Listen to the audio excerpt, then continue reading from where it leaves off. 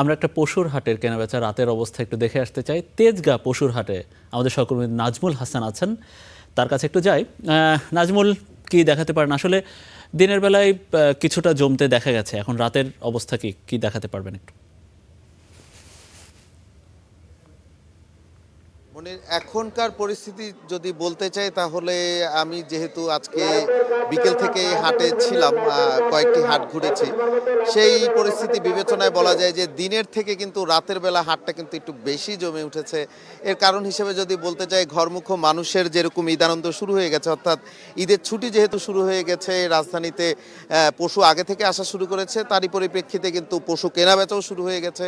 আমরা দেখতে পাচ্ছি আসলে তেজগাঁও হাটে এখন রয়েছি। এই হাটটিতে একেবারেই যেরকম হাটের যে অংশটি, অর্থাৎ প্রধান যে মাঠটি রয়েছে, সেই হাটে তো কানায় কানায় আসলে গরু ভর্তি রয়েছে, এবং তারই পরিপ্রেক্ষিতে আমরা যদি ক্রেতার সংখ্যা বলতে চাই তাহলে এখন বর্তমানে ক্রেতাও রয়েছে অনেক। আমরা একটু যদি সরাসরি দেখাতে চাই, আমরা দেখতে পাচ্ছি যে গরু কিন্তু এখানে ক্রেতারা আসছেন এবং তারা হচ্ছে এখানে দামাদামি করছেন।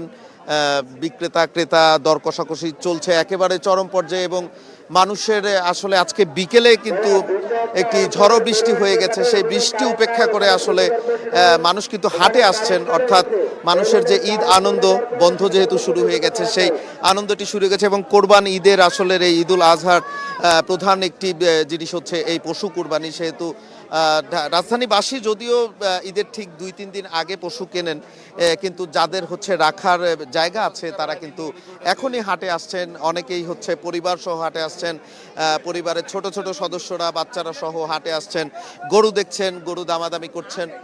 এবং আমরা যদি তেজগাঁও হাটের একটু ভিন্ন রকম জিনিস দেখাতে চাই, এই হাটটিতে কিন্তু ভিড় জমেছে একটি জায়গায়, যেখানে হচ্ছে আমরা দেখতে পাচ্ছি বড় বড় বিভিন্ন বিদেশি জাতের গরুর পাশাপাশি এখানে দেখতে পাচ্ছি আমরা উট এসেছে। এই উটকে দেখার জন্য আসলে এখানে আলাদাভাবে তারা একটি গেট করেছেন। পাশাপাশি এখানে কয়েকটি উট এসেছে। আসলে আমরা দেখতে পেয়েছিলাম বিকেল পর্যন্ত এখানে 3টি উট ছিল, এখন আমরা দেখতে পাচ্ছি এখানে 2টি উট রয়েছে। এবং পাশাপাশি এই তেজগাঁও হাটটিতে একটি দুম্বাও আনা হয়েছে আমরা যত দেখতে পাচ্ছি। তো বলতে গেলে আসলে পশু কেনাবেচার যে উৎসব, আসলে কোরবানিদের যে উৎসব, গরু অথবা যেটাই বলি মহিষ, যেটা কোরবানি দেন সেগুলো নিয়ে বাড়ি ফিরতে হবে, সেটা কিন্তু রাজধানীতে ইতিমধ্যে শুরু হয়ে গেছে। মনির, অনেক ধন্যবাদ।